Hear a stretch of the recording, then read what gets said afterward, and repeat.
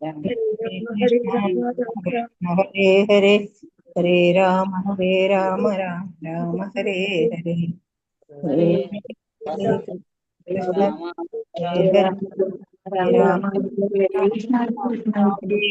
हरे कृष्ण ओम नमो भगवते वासुदेवाय। ओम नमो भगवते वासुदेवाय। ओम नमो भगवते वासुदेवाय। ओम अज्ञानतिमिरान्धस्य ज्ञानाञ्जनाशलाकया चक्षुरुन्मीलितं येन तस्मै श्रीगुरवे नमः। नमो विष्णुपादाय कृष्णप्रेष्ठाय भूतले श्रीमते भक्तिवेदान्त स्वामिनिधि नामिने। नमस्ते सारस्वते देवे गौरवाणी प्रचारिणे निर्विशेष शून्यवादी पाश्चात्यदेशधारिणे। जय श्री चैतन्य प्रभु नित्यानंद श्री अद्वैत गदाधर श्रीवासादि गौरभक्तवृंद। हरे कृष्ण कृष्ण कृष्ण हरे हरे हरे राम राम राम हरे हरे। हरे कृष्ण कृष्ण कृष्ण हरे हरे हरे राम राम राम हरे हरे. ഹരേ കൃഷ്ണ. ശ്രീ ശ്രീ രാധാ ഗോവിന്ദ ടെമ്പിൾ ഇസ്കോൺ ബാംഗ്ലൂരിന്റെ ഭഗവത്ഗീത ക്ലാസ്സിലേക്ക് എല്ലാവർക്കും സ്വാഗതം. ഹരേ കൃഷ്ണ. എല്ലാവർക്കും പ്രണാമം. നമ്മൾ 7ാമത്തെ അധ്യായത്തില് 19 ശ്ലോകം വരെ എടുത്തിട്ടുണ്ടായിരുന്നു. 20ാമത്തെ ശ്ലോകം തൊട്ടല്ല നമുക്ക് എടുക്കേണ്ടതെന്ന്. നമ്മള് ഭഗവാൻ നമുക്ക് എന്ത് പറഞ്ഞു? ശ്രവണത്തിന്റെ പ്രാധാന്യത്തെ കുറിച്ച് നമ്മൾ കണ്ടു. അതുപോലെ തന്നെ സുകൃതികളെ കുറിച്ചും ദുഷ്കൃതികളെ കുറിച്ചും പിന്നെ ആത്മീയ ലോകത്തെ കുറിച്ചും ഭഗവാൻ ഭൗതിക ലോകത്തിന്റെ ഉറവിടം ഭഗവാനാണെന്ന് നമുക്ക് പറഞ്ഞു തന്നു. പിന്നെ ഭഗവാനെ ശരണം പ്രാപിക്കുന്ന 4 കൂട്ടരെയും ശരണം പ്രാപിക്കാത്ത 4 കൂട്ടരെയും കുറിച്ച് പറഞ്ഞു തന്നു. ഇനി ഭഗവാൻ എന്താ പറഞ്ഞു തരുന്നത്?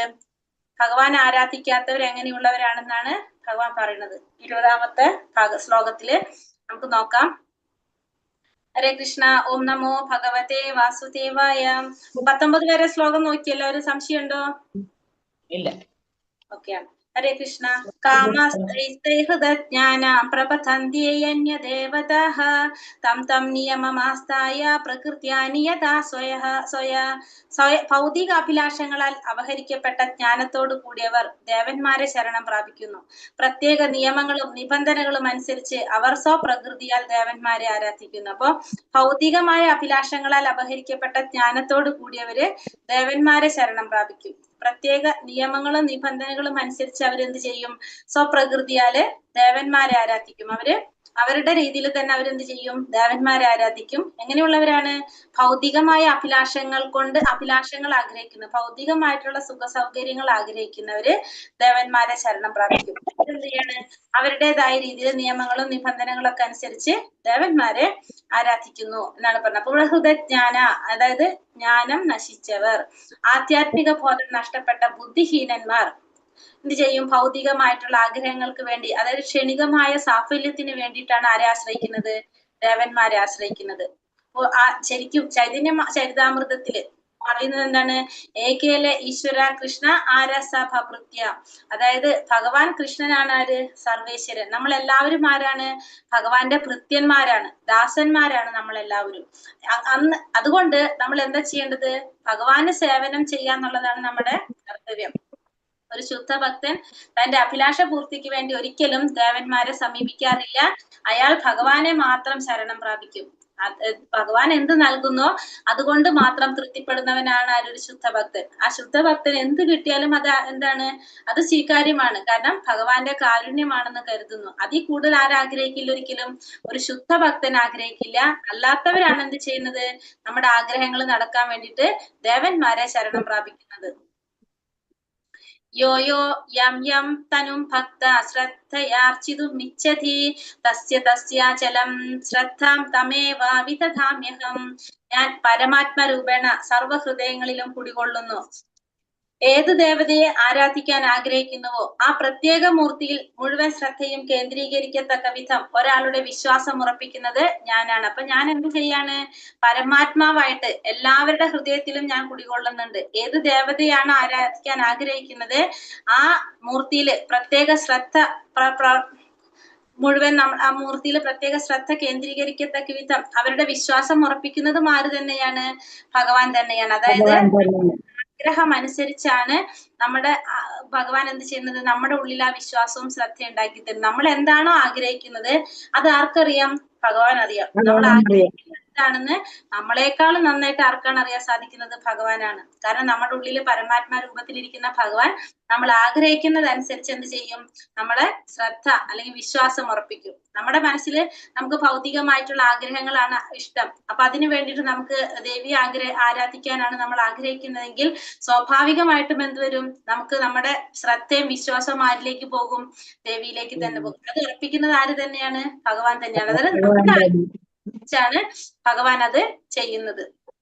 ജീവാത്മാക്കളും ദേവന്മാരും ഭഗവത് ഇച്ഛയ്ക്ക് വിധേയരാണ്. തന്മൂലം ജീവാത്മാവിനെ സ്വേച്ഛാനുസൃതം ഒരു ദേവനെ ആരാധിക്കാനോ തന്നിഷ്ടപ്രകാരം ആ ദേവന് അനുഗ്രഹങ്ങൾ നൽകാനോ കഴിയില്ല. അപ്പൊ നമ്മളെല്ലാവരും ജീവാത്മാക്കളാണ്. ഈ ഭൗതിക പ്രപഞ്ചത്തില് ഉള്ളവരാണ് നമ്മൾ. ദേവന്മാരും മനുഷ്യരൊക്കെ ജീവാത്മാക്കളാണ്. ഭഗവാന്റെ അംശമാണ് എല്ലാവരും. അപ്പോ ഈ ജീവാത്മാക്കള് ദേവന്മാരെ ആരാധിക്കണമെന്ന് അവരുടെ ആഗ്രഹത്തിനനുസരിച്ച് അത് നടത്തുന്നത് ആരുടെ ഇച്ഛ അനുസരിച്ചാണ്? ഭഗവാന്റെ ഇച്ഛയ്ക്ക് അനുസരിച്ചാണ്. ഈ ദേവന്മാര് നമുക്കതിന് പ്രതിഫലം നൽകുന്നത് അതും ആരുടെ ഇച്ഛ അനുസരിച്ചാണ്? ഭഗവാന്റെ ഇച്ഛയ്ക്ക്. തന്നിഷ്ടപ്രകാരം ജീവാത്മാക്കൾക്ക് അത് ചെയ്യാനോ ദേവന്മാർക്ക് നമുക്ക് പ്രതിഫലം നൽകാനോ അവർക്ക് സാധിക്കില്ല. നമ്മുടെ ആഗ്രഹത്തിനനുസരിച്ച് നമ്മളിൽ വിശ്വാസം ഉറപ്പിക്കുന്നത് ഭഗവാൻ. നമ്മൾ ആഗ്രഹിക്കുന്ന അനുസരിച്ച് നമുക്ക് ദേവന്മാരെ പ്രതിഫലം നൽകണമെങ്കിൽ അവിടെയും ആര് കനിയണം? ഭഗവാന്റെ കാരുണ്യം കൊണ്ടാണ്, ഭഗവാന്റെ ഇച്ഛ അനുസരിച്ചാണ് അത് നൽകുന്നത്. ഭഗവാന്റെ ഇച്ഛയില്ലാതെ, ഭഗവാന്റെ പെർമിഷൻ ഇല്ലാതെ ഒരു പുൽക്കൊടിക്ക് പോലും എന്ത് സാധിക്കില്ല? അനങ്ങാൻ കഴിയില്ല. തത്തയാ ശ്രദ്ധയാ യുക്ത സ്ഥാസ്യാരാധനമീഹത്തെ ലഭത്തെ ച തഥാ കാമാൻ മായൈവ വിഹിതാൻ ഹിതാൻ. അങ്ങനെ വിശ്വാസം ഉറച്ച ഒരു ദേവനെ ആരാധിക്കാൻ മുതിരുന്ന വ്യക്തിക്ക് താൻ ഇച്ഛിക്കുന്നത് കൈവരും. വാസ്തവത്തിൽ ഈ അഭീഷ്ടം നിറവേറ്റുന്നത് താൻ തന്നെ. അപ്പൊ നമ്മള് അങ്ങനെ ഒരു ദേവനെ ആരാധിച്ച് നമ്മൾ ആഗ്രഹിക്കുന്ന കാര്യം നടന്നു കഴിഞ്ഞാൽ അത് നടത്തിത്തരുന്നത് ആര് തന്നെയാണ്? അതും ഭഗവാൻ തന്നെ നടത്തി തരുന്നത്. കാരണം ദേവന്മാർക്ക് എന്ത് സാധിക്കില്ല? അവരുടെ ഇഷ്ടത്തിനൊന്നും ചെയ്യാനായിട്ട് സാധിക്കില്ല. അവിടെയും എന്ത് വേണം? ഭഗവാന്റെ പെർമിഷൻ ഉണ്ടെങ്കിൽ അത് നടക്കുന്നുള്ളൂ. അപ്പൊ അത് നടത്തി തരുന്നത് ആര് തന്നെയാണ്? ഭഗവാൻ തന്നെയാണ്. അന്തവത്തു ഫലം. ആ ഫലം എങ്ങനെയായിരിക്കും കിട്ടുന്ന ഫലം? ക്ഷണികമായിരിക്കും. ദേവന്മാരിൽ നിന്ന് കിട്ടുന്ന ഫലം ക്ഷണികമായിരിക്കും. ഈ ദേവന്മാരെന്ന് പറയുന്നത് ഭഗവാന്റെ ശരീരത്തിലെ വ്യത്യസ്ത അംശങ്ങളാണ്. ആര്? ദേവന്മാര്. ദേവന്മാര് മാത്രമല്ല, നമ്മൾ ജീവാത്മാക്കളും എങ്ങനെയാണ്? ഭഗവാന്റെ അംശം തന്നെയാണ്. ബ്രാഹ്മണന്മാര് ഭഗവാന്റെ ശിരസാണ്, ക്ഷത്രിയര് ഭഗവാന്റെ കൈകളാണ്, വൈശ്യർ ഭഗവാന്റെ അരക്കെട്ടും, ശൂദ്രര് ഭഗവാന്റെ കാലുകളുമാണ്. അപ്പൊ ദേവന്മാരും മനുഷ്യരും എല്ലാം എങ്ങനെയാണ്? ഭഗവാന്റെ അംശം തന്നെയാണ്. ഭഗവാന്റെ നമ്മൾ വിശ്വരൂപത്തിൽ കണ്ടുല്ലേ? വിശ്വരൂപത്തിൽ ഭഗവാന്റെ വ്യത്യസ്ത അംശങ്ങളാണ് ആര്? ദേവന്മാര്. അപ്പോ ദേവന്മാര് മാത്രല്ല, നമ്മൾ മനുഷ്യര് ജീവാത്മാക്കളും അങ്ങനെ തന്നെയാണ്. എന്താണ് പറഞ്ഞ? ബ്രാഹ്മണര് ശിരസും, ക്ഷത്രിയര് കൈകളും, വൈശ്യർ അരക്കെട്ടും, ശൂദ്രര് കാലുകളുമാണെന്ന് പറയുന്നത് ഭഗവാൻ ഇവിടെ. 23ാമത്തെ ശ്ലോകത്തിൽ വിട്ടിട്ടുണ്ട്, അത് വായിക്കാം. അന്തവത്തു ഫലം തേഷാം തദ്ഭവത്യുൽപമേധസാം ദേവാൻ ദേവയജോ യാന്തി മദ്ഭക്തായാന്തി മാമപി. മൂഢന്മാരാണ് ദേവന്മാരെ ആരാധിക്കുന്നത്. അവർക്ക് കിട്ടുന്ന ഫലമാകട്ടെ തുച്ഛവും ക്ഷണികവുമാണ്. ദേവന്മാരെ പൂജിക്കുന്നവർ ദേവന്മാരുടെ ലോകങ്ങളിലെത്തും. എന്റെ ഭക്തന്മാരാകട്ടെ പരമോന്നതമായ എന്റെ ധാമത്തിൽ എത്തിച്ചേരുന്നു. അപ്പൊ ദേവന്മാരെ ആരാധിക്കുന്നവരാരാണ്? മൂഢന്മാരാണെന്നാണ് ഭഗവാൻ പറയുന്നത്. അപ്പൊ അവരെ ആരാധിക്കുമ്പോൾ കിട്ടുന്ന ഫലവും എങ്ങനെയായിരിക്കും? തുച്ഛമായിരിക്കും, ക്ഷണികമായിരിക്കും. കാരണം എന്തുകൊണ്ടാണ്? ദേവന്മാരെ ആരാധിച്ചാൽ നമ്മൾ എവിടേക്കാ പോകാ? ദേവന്മാരുടെ ലോകത്താണ് പോകാൻ സാധിക്കുന്നത്. ഭഗവാനെ ആരാധിച്ചാല് ഭഗവാന്റെ ധാമത്തിലെത്തും. നമുക്കറിയാം, ഈ ഭൗതിക ലോകം ദുഃഖാലയമാണ്. ഈ ഭൗതിക ലോകത്ത് തന്നെയാണ് എന്ത്? ദേവന്മാരുടെ ലോകവും നമ്മുടെ ലോകം ഉള്ളത്. അപ്പൊ നമ്മള് ദേവന്മാരെ ആരാധിച്ചു കഴിഞ്ഞാൽ എന്താ സംഭവിക്കുന്നത്? ഈ ഭൗതിക ലോകത്തിൽ തന്നെ ദേവന്മാരുടെ ലോകത്ത് പോകുന്നു എന്നുള്ള വലിയ വ്യത്യാസം വരുന്നില്ല അവിടെ. അതുകൊണ്ട് എന്ത് പറയാണ്? ദേവന്മാരെ ആരാധിക്കുന്നവര് മൂഢന്മാരാണ് എന്ന് പറയുന്നു. ദേവാരാധകർ അല്പജ്ഞാനികളാണെന്ന് മുമ്പ് പറഞ്ഞു. ഈ അവ്യക്തികവാദികളെ പറ്റിയും ഇത് തന്നെ പറയുന്നു. അപ്പൊ ദേവന്മാര് ആരാധിക്കുന്നവരും അല്പജ്ഞാനികളാണ്. അതുപോലെ തന്നെ അവ്യക്തിഗതവാദികളും എങ്ങനെയുള്ളവരാണ്?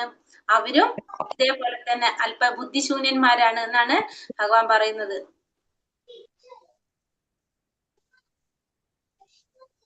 ഇത് പഠിച്ചിട്ടില്ലല്ലേ?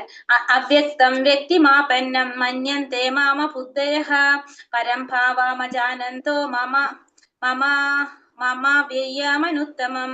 പരമദിവ്യോത്തമ പുരുഷനായ ഞാൻ ഒരിക്കൽ അവ്യക്തിഗതനായിരുന്നെന്നും പിന്നീടാണ് വ്യക്തിയായതെന്നും എന്നെ മനസ്സിലാക്കാത്ത മന്ദബുദ്ധികൾ കരുതുന്നു. അക്ഷയവും അത്യുന്നതമായ എന്റെ ഉത്കൃഷ്ട സ്വഭാവത്തെ പറ്റി അല്പജ്ഞാനികൾക്ക് അറിഞ്ഞുകൂടാ. അപ്പൊ ഭഗവാൻ, പരമദിവ്യോത്തമ പുരുഷനായിട്ടുള്ള ഭഗവാൻ ഒരിക്കൽ അവ്യക്തനായിരുന്നു, പിന്നീടാണ് വ്യക്തിയായതെന്ന് ഭഗവാനെ മനസ്സിലാക്കാത്ത മന്ദബുദ്ധികൾ കരുതുന്നു. പക്ഷെ എന്താണ്, അക്ഷയമായിട്ടും അത്യുന്നതമായിട്ടുള്ള എന്റെ ഉത്കൃഷ്ട സ്വഭാവത്തെ പറ്റി ആർക്കറിയില്ല?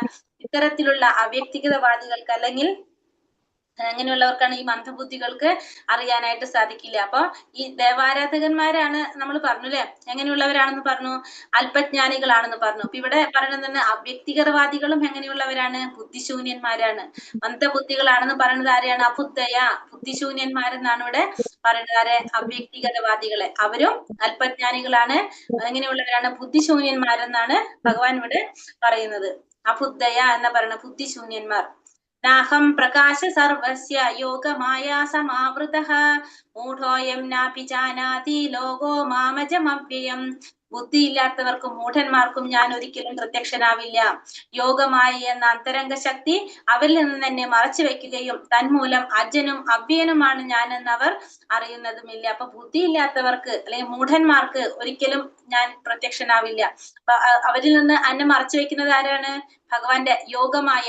യോഗമായ എന്ന് പറയുന്നത് ആരാണ്?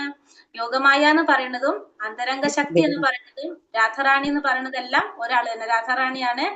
ആ യോഗമായ ഭഗവാൻ എന്ത് ചെയ്യാണ്?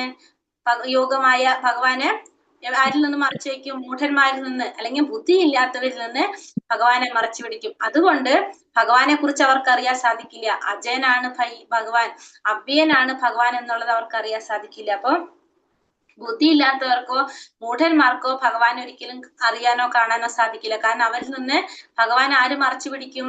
യോഗമായ, അല്ലെങ്കിൽ അന്തരംഗ ശക്തി, അതല്ലെങ്കിൽ രാധാറാണി അവരെ മറച്ചു പിടിക്കും. അതുകൊണ്ട് ഭഗവാനെ കുറിച്ച് മനസ്സിലാക്കാൻ ഇത്തരത്തിലുള്ളവർക്ക് സാധിക്കില്ല. അപ്പൊ കൃഷ്ണൻ, അപ്പൊ നമ്മൾ അടുത്ത ചോദ്യം വരുന്നതാണ് അല്ലെ, ഭഗവാൻ ദ്വാപര യുഗത്തിൽ ഉണ്ടായിരുന്ന സമയത്ത് ഭഗവാൻ എല്ലാവരും ദൃശ്യനായിരുന്നില്ലെന്ന്. പക്ഷെ അവിടെയും എന്താ പറയണത്? ഭഗവാൻ എല്ലാവർക്കും ദൃശ്യനായിരുന്നില്ല എന്ന് പറയുന്നത്. ഭഗവാൻ ഈ ലോകത്തിൽ ഉണ്ടായിരുന്നപ്പോഴും ഭഗവാൻ എന്ന് മനസ്സിലാക്കിയത് വളരെ കുറച്ച് പേര് മാത്രമാണ്. അല്ലാത്തവര് ഭഗവാൻ എങ്ങനെ കണ്ടിരുന്നത്? ഒരു സാധാരണ ഒരു മനുഷ്യനായിട്ട് കണ്ടിരുന്നു എന്നല്ലാതെ ഭഗവാനാണ്, പരമദിവ്യോത്തമ പുരുഷനായ ഭഗവാൻ ശ്രീകൃഷ്ണനാണെന്ന് മനസ്സിലാക്കിയിട്ടുള്ളവര്, ഭഗവാൻ എന്ന നിലയിൽ അറിഞ്ഞിരുന്നവര് വളരെ കുറച്ച് പേര് മാത്രമേ ഉണ്ടായിരുന്നുള്ളൂ. അല്ലാത്തവർക്ക് എന്താ തോന്നുന്നത്? സാധാരണ ഒരു വ്യക്തിയായിട്ടാണ് ഭഗവാനെ കാണാൻ സാധിച്ചിട്ടുള്ളത്.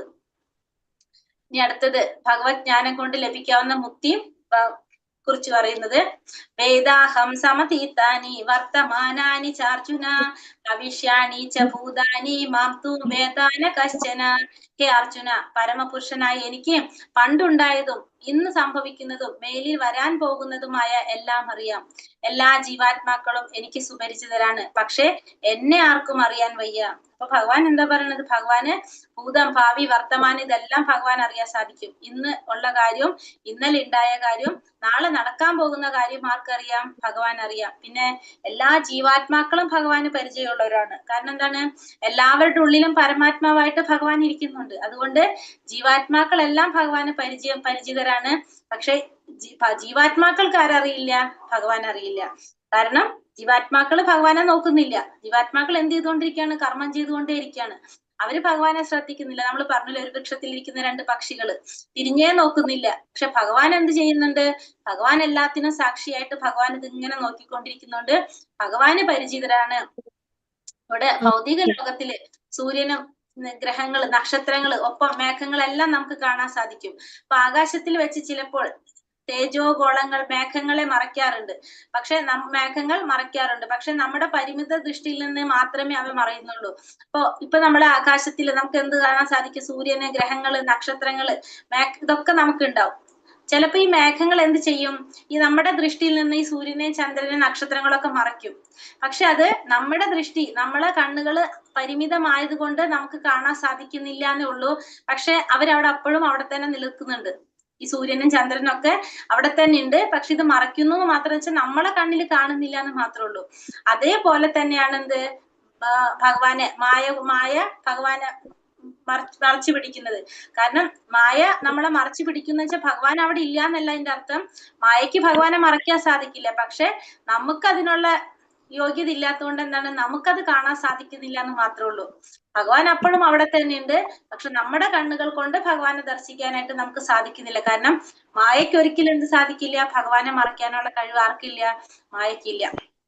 അതായത് ഒരു മിനിറ്റ്, ഒരു കാര്യം, ഈ ശ്ലോകം വായിക്കുമ്പോഴേ ഒരു പ്രാവശ്യം കൂടെ ഒന്ന് റിപ്പീറ്റ് ചെയ്ത് പറഞ്ഞു പോയ ഉപകാരമാകുന്നു.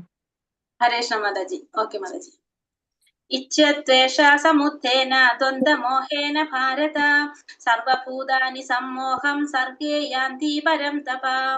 ഇച്ഛദ്വേഷേ സമുത്ഥേന ദ്വന്ദ്വമോഹേന ഭാരത സർവഭൂതാനി സമ്മോഹം സർഗേ യാന്തി പരം തപ.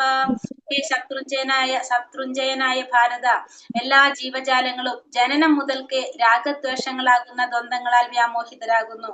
അവിടെ ഭഗവാൻ പറയാണ്, ഭാരത അർജുനനോട് പറയാണ്, ശത്രുഞ്ജയനായ ഭാരത, ശത്രുക്കളെ ജയിക്കുന്നവനായിട്ടുള്ള ഭാരത. ഇതവിടെ പറയുന്നത് എല്ലാ ജീവാത്മാക്കളും ജനനം മുതൽക്ക് തന്നെ എന്തുണ്ട്, ഈ രാഗദ്വേഷങ്ങളാകുന്ന ദ്വന്ദ്ങ്ങളാൽ വ്യാമോഹിതരാകുന്നവരാണ്. നമുക്കറിയാം, ഈ ഭൗതിക പ്രപഞ്ചത്തിലേക്ക് കടക്കുമ്പോ നമുക്ക് എന്ത് വരും, നമ്മളെ ഈ ഗുണങ്ങൾ ബാധിക്കും നമ്മളെ. അപ്പൊ നമുക്ക് ഇഷ്ടാനിഷ്ടങ്ങൾ, രാഗദ്വേഷങ്ങൾ എന്ന് വെച്ചാൽ നമ്മുടെ ഇഷ്ടാനിഷ്ടങ്ങൾ, ആ ഇഷ്ടാനിഷ്ടങ്ങളായിട്ടുള്ള ദ്വന്ദ്ങ്ങളില് നമ്മൾ എന്താവും, വ്യാമോഹിതരായിട്ട് തീരും. അപ്പൊ അതിലും വ്യാമോഹിതരായി തീരുന്നത് കൊണ്ട് നമുക്ക് എന്താണ്, ഇതെന്റെ വീട്, അല്ലെങ്കിൽ ഇതെന്റെ ഉടമസ്ഥൻ, ഞാൻ ഇതിന്റെ ഉടമസ്ഥൻ, അങ്ങനത്തെ ഒരു ഭാവം നമ്മളിൽ വരും. അപ്പൊ അതുകൊണ്ട് നമ്മൾ എന്ത് ചിന്തിക്കാണ്, നമ്മുടെ ആ ശരിയായ ഒരു അവബോധം നമ്മുടെ ഇല്ലാതായി പോകാണ്. അവിടെ ശരിക്കും നമ്മള് മറന്നു പോകാണ്, ഭഗവാനെ കുറിച്ച് നമ്മൾ മറക്കുന്നു. മാത്രമല്ല, നമ്മളിലുള്ള ആ ദ്വന്ദ്ങ്ങൾ കാരണം നമ്മൾ എന്ത് ചെയ്യും, നമുക്ക് എന്ത് സംഭവിക്കാണ്, ഭഗവാനെ കുറിച്ച് അറിയാനായിട്ട് നമുക്ക് സാധിക്കുന്നില്ല. അവിടെ രാഗദ്വേഷങ്ങളാകുന്ന ദ്വന്ദ്ങ്ങളിൽ നിന്നാണ് മായാശക്തി പ്രത്യക്ഷപ്പെടുന്നത്. അപ്പൊ ഈ ദ്വന്ദ്ങ്ങൾ ഉണ്ടാകുമ്പോഴാണ് എന്ത് വരുന്നത്, മായാശക്തി വരുന്നത്. ഇവയ്ക്ക് വഴങ്ങി മൂഢാത്മാവ് ഭഗവാനോട് ഏകീഭവിക്കാൻ ആഗ്രഹിക്കുകയാണ്. ഒപ്പം തന്നെ കൃഷ്ണന്റെ ഭഗവത് ഭാവത്തിൽ ഈർഷ്യാലുവാകുകയും ചെയ്യും. ഭഗവാൻ കൃഷ്ണൻ തന്റെ അന്തരംഗ ശക്തികളിലൂടെയാണ് പ്രത്യക്ഷീഭവിക്കുന്നതെന്ന് രാഗദ്വേഷങ്ങളാൽ വ്യാമോഹിതരല്ലാത്ത ശുദ്ധ ഭക്തന്മാർക്കറിയാം. ഈ രാഗദ്വേഷങ്ങളിൽ ഉണ്ടാകുന്ന ദ്വന്ദ്ങ്ങളിൽ അതിന് നമ്മള് വഴങ്ങുമ്പോ നമുക്ക് എന്താ സംഭവിക്കുന്നത്, നമ്മൾ ഭഗവാനെ കുറിച്ച് മറന്നു പോകും. മാത്രമല്ല, ഭഗവാനോട് നമ്മൾ എങ്ങനെയായിട്ട് മാറും, കൃഷ്ണന്റെ ഭഗവത് ഭാവത്തിൽ നമ്മൾ ഈർഷ്യാലുക്കളായിട്ട് മാറും. നമുക്ക് ഭഗവാനോട് നമുക്കപ്പൊ എന്താ ഈർഷ്യാലുവായിട്ട് മാറാണ് ചെയ്യുന്നത്. അപ്പൊ നമ്മൾ ഭഗവാനോട് ഏകീഭവിക്കാൻ ആഗ്രഹിക്കും, ഭഗവാന്റെ പോലെ നമ്മളും ആഗ്രഹിക്കും. പക്ഷെ ശുദ്ധ ഭക്തന്മാർക്ക് എന്തറിയാം, ഭഗവാൻ എപ്പോഴും ഭഗവാന്റെ അന്തരംഗ ശക്തിയിലൂടെയാണ് പ്രത്യക്ഷീഭവിക്കുന്നത് എന്നുള്ളത് ഈ വ്യാമോഹിതരല്ലാത്ത ശുദ്ധ ഭക്തന്മാർക്ക് അറിയാനായിട്ട് സാധിക്കും. അല്ലാത്തവര് ഈ ദ്വന്ദ്ങ്ങളിൽ നിന്ന് അവരെന്ത് ചിന്തിക്കാണ്, ഭഗവാൻ എന്ന് പറഞ്ഞ ഭഗവാനോട് നമുക്ക് ഈർഷ്യാലുക്കളായിട്ട് നമ്മൾ മാറാണ് ചെയ്യുന്നത്. നമ്മൾ ഭഗവാനോട് ഏകീഭവിക്കാനായിട്ട് ശ്രമിക്കുകയാണ് ചെയ്യുന്നത്. അതായത് ഭൗതിക സൃഷ്ടിയുടെ ഒരു ശക്തിയാണ് ആര്, ഭഗവാൻ എന്നാണ് ആര് ചിന്തിക്കുക, അത്തരത്തിലുള്ളവര് ചിന്തിക്കുന്നത്. യേഷാം ത്വന്ദഗതം പാപം ജനാനാം പുണ്യകർമ്മണാം തേ ത്വന്ദമോഹ നിർമുക്ത ഭജന്തെ മാം ദൃഢാവൃത. യേഷാം ത്വന്ദഗതം പാപം ജനാനാം പുണ്യകർമ്മണാം തേ ത്വന്ദമോഹ നിർമുക്ത ഭജന്തെ മാം ദൃഢാവൃത. പൂർവജന്മങ്ങളിലും ഈ ജന്മത്തിലും പുണ്യകർമ്മങ്ങൾ ചെയ്തിട്ടുള്ളവർ അവരുടെ പാപഫലങ്ങൾ നിർമാർജനം ചെയ്ത് ദ്വന്ദ്മോഹങ്ങളിൽ നിന്ന് വിമുക്തരാകുന്നു. അങ്ങനെ അവർ ദൃഢനിശ്ചയത്തോടെ എന്റെ സേവനത്തിൽ മുഴുകുന്നു. അപ്പൊ പൂർവ്വജന്മത്തിലും ഈ ജന്മത്തിലും പുണ്യകർമ്മം ചെയ്തിട്ടുള്ളവർ എന്ത് ചെയ്യും, അവരുടെ പാപഫലങ്ങൾ നിർമാർജനം ചെയ്ത് ഈ ദ്വന്ദ്മോഹങ്ങളിൽ നിന്ന് വിമുക്തരാകുകയും അങ്ങനെ അവര് ദൃഢനിശ്ചയത്തോടു കൂടി ഭഗവാന്റെ സേവനത്തിൽ മുഴുകുകയും ചെയ്യും. അപ്പൊ കഴിഞ്ഞ ജന്മത്തില് ഈ ജന്മത്തിലൊക്കെ പുണ്യകർമ്മങ്ങൾ ചെയ്തു കഴിഞ്ഞാൽ സ്വാഭാവികമായിട്ടും അവർക്ക് എന്ത് സാധിക്കും, അവരുടെ ഇത്തരത്തിലുള്ള ദ്വന്ദ്മോഹങ്ങളിൽ നിന്ന് നിർമാർജനം ചെയ്തിട്ട് അതിനവർക്ക് ശരിയായത് തെരഞ്ഞെടുക്കാൻ അവർക്ക് സാധിക്കും. അവരുടെ മാലിന്യങ്ങളൊക്കെ മാറിക്കൊണ്ട് നമ്മുടെ ഭൗതികമായ മാലിന്യങ്ങളിൽ നിന്നൊക്കെ മുക്തി വന്ന് നമുക്കത് തെരഞ്ഞെടുക്കാനായിട്ട് സാധിക്കും. അങ്ങനെയുള്ളവർക്ക് എന്ത് സാധിക്കും, ദൃഢനിശ്ചയത്തോടു കൂടി ഭഗവാന്റെ സേവനത്തിൽ മുഴുകാനും അവർക്ക് സാധിക്കും. യഥാർത്ഥത്തിൽ മുക്തനാകണമെന്ന് ആഗ്രഹിക്കുന്നവർ ഭക്തന്മാരെ സേവിക്കേണ്ടതാണെന്ന് ശ്രീമദ് ഭാഗവതം 5-ാം സ്കന്ധം 5-ാം അധ്യായം 2-ാം ശ്ലോകത്തിൽ നിർദ്ദേശിക്കുന്നു. മഹത് സേവാം ദ്വാരമാഹൂർ വിമുക്ത. ഭൗതികതയിൽ മുഴുകിയിട്ടുള്ളവരുമായുള്ള സഹവാസം തമോമയ ജീവിതത്തിലേക്കുള്ള വഴിയാണ്. അപ്പൊ നമ്മള് യഥാർത്ഥത്തിൽ നമ്മൾ മുക്തി ആഗ്രഹിക്കുന്നവര്, അതായത് ഭഗവാന്റെ ഒരു കാരുണ്യം നമുക്ക് കിട്ടണം എന്ന് ആഗ്രഹിക്കുന്നവർ ആരെയാണ് സേവിക്കേണ്ടത്, ഭഗവാന്റെ ഭക്തന്മാരെയാണ് സേവിക്കേണ്ടത് എന്നാണ് ഭാഗവതം പറയുന്നത്. അപ്പൊ ഭഗവാൻ പറയുന്നുണ്ട് അല്ലെ, ഭഗവാനെ നമ്മൾ എന്തെങ്കിലും പറഞ്ഞാൽ ഭഗവാൻ സഹിക്കും. പക്ഷെ ഭഗവാന്റെ ഭക്തന്മാരെ നമ്മൾ എന്തെങ്കിലും പറഞ്ഞാലോ ഭഗവാൻ അത് പൊറുക്കില്ല. നമുക്കറിയാം അംബരീഷ് മഹാരാജാവിന്റെ കഥയൊക്കെ നമ്മൾ കേട്ടിട്ടുണ്ട്. അതായത് ഭഗവാൻ എപ്പോഴും എങ്ങനെയാണ്, ഭഗവാൻ ഭക്തവത്സലനാണ്. ഭക്തന്മാർക്ക് വേണ്ടി ഭഗവാൻ എന്തും ചെയ്യും. അതുകൊണ്ട് ഭക്തന്മാർ എന്തെങ്കിലും പറഞ്ഞാൽ ഭഗവാൻ അത് സഹിക്കണമെന്നില്ല. അപ്പൊ പറയുന്നത് എന്താണ്, നമ്മൾ മുക്തി ആഗ്രഹിക്കുന്നുണ്ട്, ഭഗവാന്റെ ആ പ്രസാദം നമുക്ക് കിട്ടണമെങ്കിൽ നമ്മൾ ആരെയാണ് സേവിക്കേണ്ടത്? ഭഗവാന്റെ ഭക്തന്മാരെയാണ് നമ്മൾ സേവിക്കേണ്ടതെന്നാണ് ഭാഗവതം പറയുന്നത്. അല്ല ഭൗതികതയിൽ മുഴുകിയുള്ളവരുമായിട്ടുള്ള സഹവാസം നമ്മൾ എവിടേക്കാണ് കൊണ്ടുപോകുന്നത്? തമോമയമായ ജീവിതത്തിലേക്കാണ് നമ്മളെ കൊണ്ടുപോകുന്നത്. തമോ ഗുണത്തിലുള്ള ജീവിതമാണ് നമുക്കത് തരുന്നത്. ജരാ മരണ മോക്ഷായ മാമാശ്രിത്യായ ദന്തിയേ തേ ബ്രഹ്മ തദ്വിദു കൃഷ്ണ അധ്യാത്മം കർമ്മ ചാഖിലം.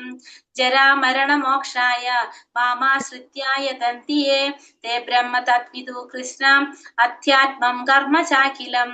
വാർദ്ധക്യത്തിൽ നിന്നും മൃത്യുവിൽ നിന്നും മോചനം നേടാൻ പ്രയത്നിക്കുന്ന ബുദ്ധിമാന്മാർ ഭക്തിഭരിതമായ സേവനത്താൽ എന്നെ ആശ്രയിക്കുന്നു.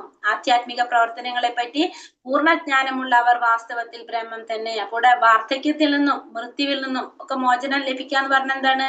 ഈ ഭൗതികമായ ലോകത്തിൽ നിന്നും മോചനം ലഭിക്കാൻ ആഗ്രഹിക്കുന്നവര് അവര് ഭക്തിഭരിതമായ സേവനത്തിലൂടെ ഭഗവാനെ ആശ്രയിക്കും. ആധ്യാത്മിക പ്രവർത്തനങ്ങളെ പറ്റി പൂർണ്ണജ്ഞാനമുള്ള അവര് വാസ്തവത്തിൽ ആര് തന്നെയാണ്? ബ്രഹ്മം തന്നെയാണെന്ന് പറയുന്നു. അപ്പൊ ഇവിടെ ബ്രഹ്മം എന്തുകൊണ്ട് എന്താണ് അർത്ഥാക്കുന്നത്? ബ്രഹ്മം എന്ന് പറയുന്നത് കൃഷ്ണനെ പറ്റി യാതൊരു മിഥ്യാധാരണയും ഇല്ലാത്തവരെയാണ് എന്ത് പറയുന്നത്? ബ്രഹ്മം എന്ന് പറയുന്നത്. അതായത് ശുദ്ധ ഭക്തന്മാരെയാണ് ഇവിടെ ഉദ്ദേശിക്കുന്നത്. ഗോലോക വൃന്ദാവനം എന്നറിയപ്പെടുന്ന കൃഷ്ണന്റെ വിശിഷ്ടധാമത്തിൽ ബുദ്ധി കുറഞ്ഞ ബ്രഹ്മസാക്ഷാത്കാരം ലഭിച്ചവർക്ക് പോലും പ്രവേശനം ഉണ്ടാവില്ല. ഈ ബ്രഹ്മസാക്ഷാത്കാരം നേടിയവർക്ക് പോലും എവിടേക്ക് പ്രവേശിക്കാൻ സാധിക്കില്ല? ഗോലോക വൃന്ദാവനത്തിൽ പ്രവേശിക്കാൻ സാധിക്കില്ല. കൃഷ്ണാവബോധപൂർവം പ്രവർത്തിക്കുന്നവരെയാണ് ബ്രഹ്മം എന്ന് വിളിക്കുന്നത്. അപ്പൊ ബ്രഹ്മൻ എന്ന് വിളിക്കുന്നത് ആരെയാണ്? കൃഷ്ണാവബോധത്തോടെ പ്രവർത്തിക്കുന്നവരെ. അതായത് ഭഗവാന്റെ ലോകം, ഭഗവാന്റെ ധാമം പ്രവേശിക്കാൻ ആഗ്രഹിക്കുന്നവരെ, അതിനു വേണ്ടി പ്രയത്നിക്കുന്നവരെയാണ് എന്ത് വിളിക്കുന്നത്? ബ്രഹ്മൻ എന്ന് പറയുന്നത്. ബ്രഹ്മൻ എന്ന് പറഞ്ഞാൽ അപ്പൊ ഭക്തന്മാരെയാണ് എന്ത് പറയുന്നത് ഇവിടെ? ബ്രഹ്മൻ എന്ന് പറയുന്നത്. അതായത് ഭഗവാനെ പറ്റി യാതൊരു മിഥ്യാധാരണ ഇല്ലാത്തവർ, ശരിയായ രീതിയിൽ ഭഗവാനെ മനസ്സിലാക്കുന്നവരാണ് ആര്? ബ്രഹ്മൻ എന്ന് പറയാം. സാധി ഭൂതാദി ദൈവം മാം സാധി യജ്ഞം ച യേ വിദുഹു പ്രയാണകാലേ പീച്ച മാം ദേവി ദുർയുക്ത ചേതസഃ. സാധി ഭൂതാദി ദൈവം മാം സാധി യജ്ഞം ച യേ വിദുഹു പ്രയാണകാലേ പീച്ച മാം ദേവി ദുർയുക്ത ചേതസഃ.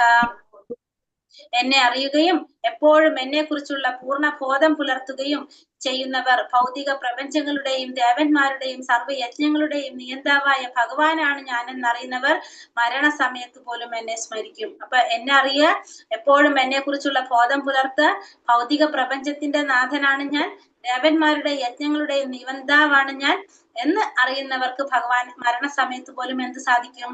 ഭഗവാനെ സ്മരിക്കാനായിട്ട് സാധിക്കും. അപ്പൊ ഭഗവാൻ എങ്ങനെ മനസ്സിലാക്കണം? ഭഗവാന് ഭൗതിക പ്രപഞ്ചത്തിന്റെ ദേവന്മാരുടെയും സർവ്വയജ്ഞങ്ങളുടെയും നിയന്താവായിട്ടാണ് ഭഗവാനെ മനസ്സിലാക്കേണ്ടത്. അങ്ങനെ അറിയുന്നവർക്ക് മരണസമയത്ത് പോലും എന്ത് സാധിക്കും? ഭഗവാനെ പ്രാപിക്കാനായിട്ട് സാധിക്കും. ഈ അധ്യായത്തിൽ നമ്മൾ എന്തൊക്കെ വിഷയങ്ങളാണ് ഉൾപ്പെട്ടിട്ടുള്ളത്? ക്ലേശങ്ങളിൽ പെട്ട മനുഷ്യൻ, ജിജ്ഞാസു, ഭൗതിക സുഖങ്ങൾ തേടുന്നവര്, അങ്ങനെ നമ്മൾ പറഞ്ഞു സുകൃതികള് ദുഷ്കൃതികളെ കുറിച്ച്. പിന്നെ ബ്രഹ്മജ്ഞാനം നമ്മൾ പറഞ്ഞ്, പിന്നെ പരമാത്മാജ്ഞാനത്തെ കുറിച്ച്, ജനന മരണ രോഗാദികളിൽ നിന്നുള്ള മോചനം ഭഗവാനെ ശരണം പ്രാപിക്കുന്നതിലൂടെ നമുക്ക് സാധിക്കും. പിന്നെ ഭഗവത് ആരാധന എന്നിങ്ങനെ പലതും ഇതിൽ വന്നു.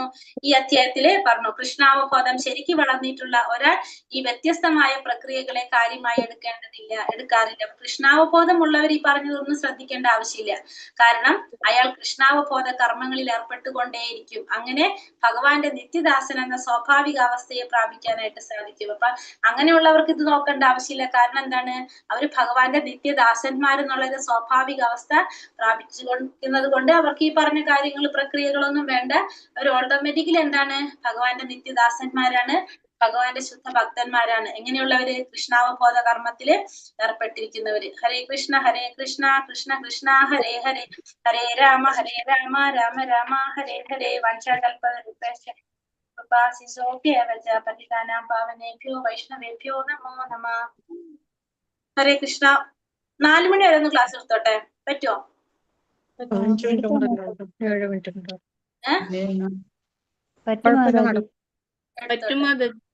ഓക്കെ, കാരണം 8-ാമത്തെ അധ്യായം 28 ശ്ലോകം, 8 ശ്ലോകം എടുത്ത് നിർത്തിയാല് നമുക്ക് നാളെ, അല്ലെങ്കിൽ അത് നാളെ നമുക്ക് 28 കൂട്ടലാവും. ഇന്നിപ്പോ അധികം ശ്ലോകം ഉണ്ടായിരുന്നില്ലല്ലോ. ഹരേ കൃഷ്ണ. അപ്പൊ അധ്യായം 8 ശ്രീ രാധാ ഗോവിന്ദിക്ക് ജയ്.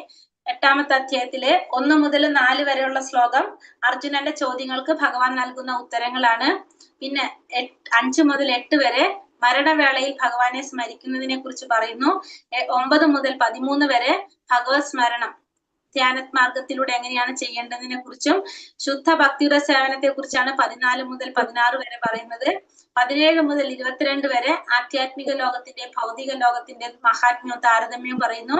23 മുതൽ 28 വരെ പരമോന്നത പ്രാപിക്കാനുള്ള ഭക്തിയുടെ പരമാധികാരത്തെ കുറിച്ച് പറയുന്നു. അങ്ങനെ 6 ഭാഗങ്ങളായിട്ടാണ് ഈ 8-ാമത്തെ അധ്യായത്തിനെ ഭാഗിച്ചിരിക്കുന്നത്. അതില് ആദ്യത്തെ 4 ശ്ലോകങ്ങൾ നമുക്ക് നോക്കാം.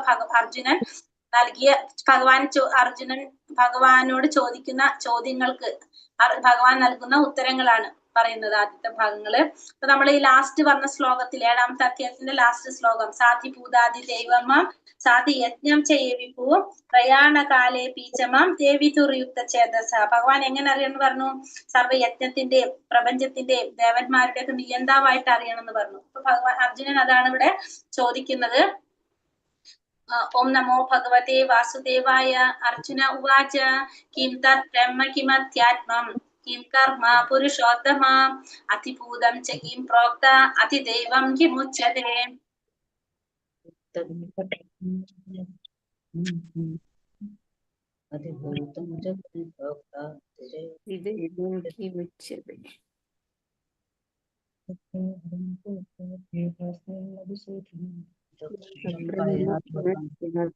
കിം കർമ്മ പുരുഷോത്തമ അതിഭൂതം ച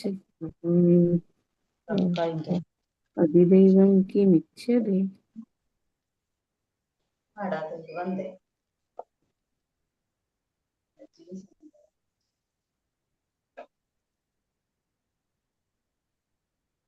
അർജുന ഉവാച കിം തത് ബ്രഹ്മ കിമധ്യാത്മം കിം കർമ്മ പുരുഷോത്തമ അതിഭൂതം ച കിം പ്രോക്ത അതിദൈവം കിമുച്യതേ.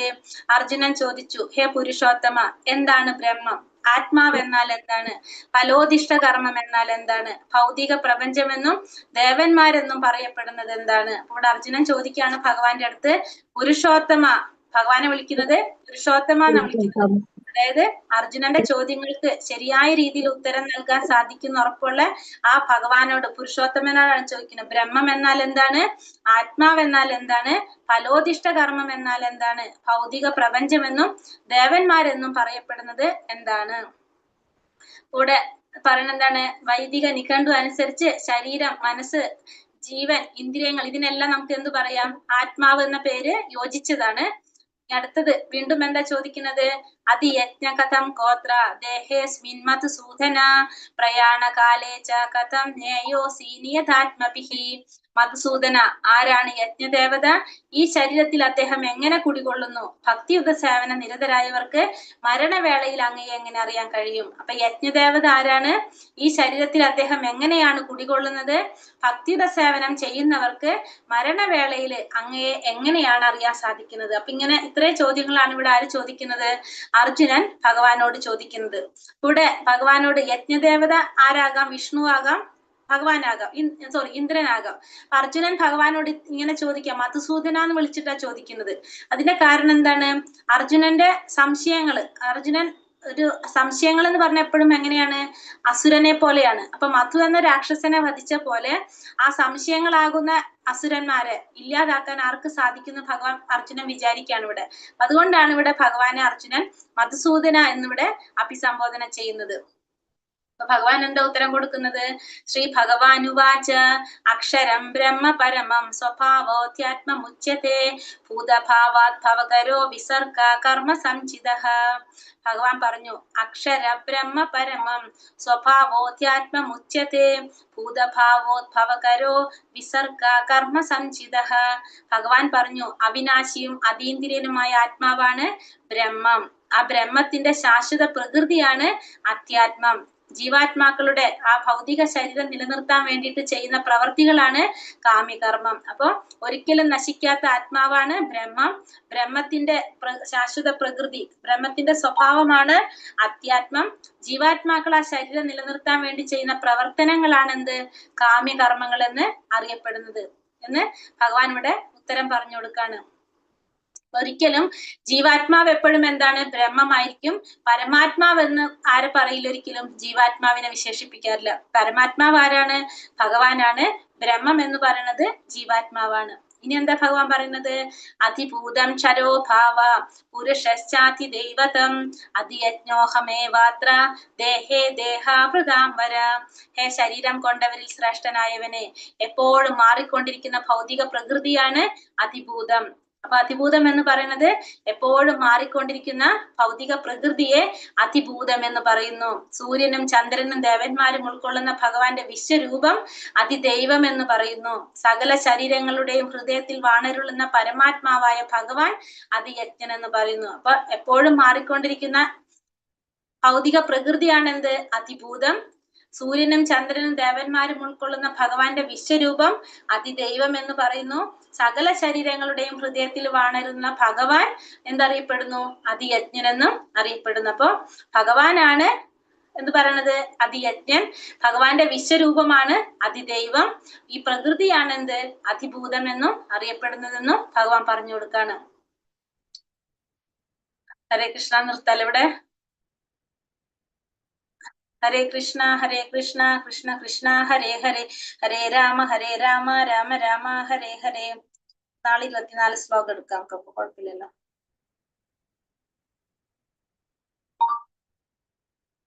ക്വസ്റ്റ്യൻ ആൻസർ നമുക്ക് 7ാമത്തെ ബാക്കി ഉണ്ടായിരുന്നില്ല, അത് കംപ്ലീറ്റ് ചെയ്തിട്ട് നിർത്താം. നാളെ എന്നിട്ട് 8ാമത്തെ എടുക്കാം. 7ാമത്തതില്